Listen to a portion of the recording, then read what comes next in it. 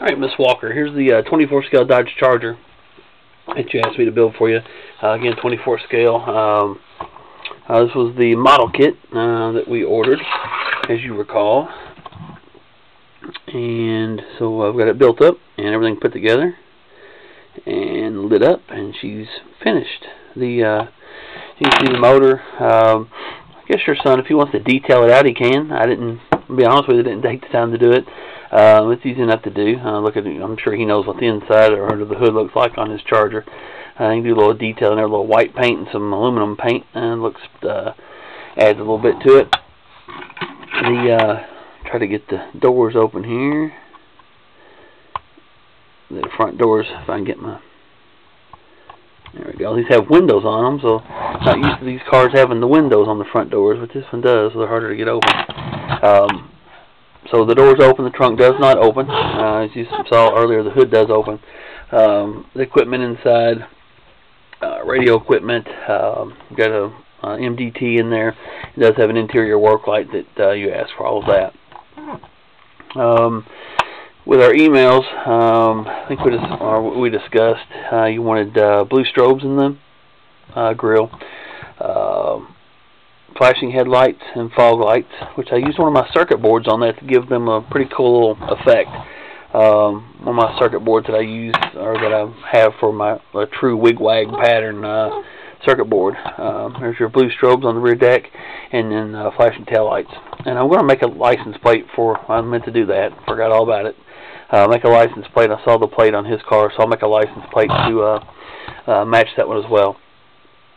To change the battery on this is fairly easy. You don't have to take all the screws out. There's 6 screws that hold this car together.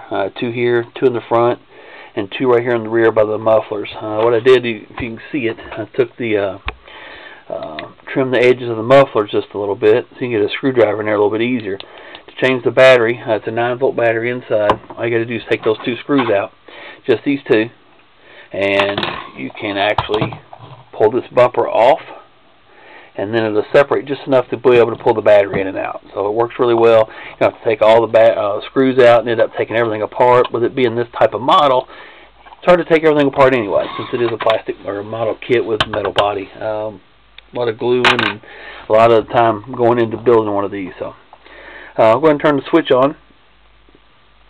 And right here at the back, towards the rear of the, right by the rear bumper. Turn this on real quick. And you can see the interior. You can see your work light in there. You can see the MDT lit up. There's radio equipment underneath it. Blue visor on the, or blue strobe on the visor. Saw the picture of his. So you got it on the passenger's visor. Here's your blue grill strobes. And then the headlights and fog lights, you said they flash.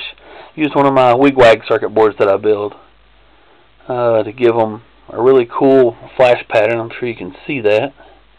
My camera's not the best in the world, but so you've got a true wig-wag and then an alternating between the top and bottom, kind of a crisscross type wig-wag. Very realistic looking. I think it looks pretty awesome. First one I've built like that. So there you have it. Looks pretty cool.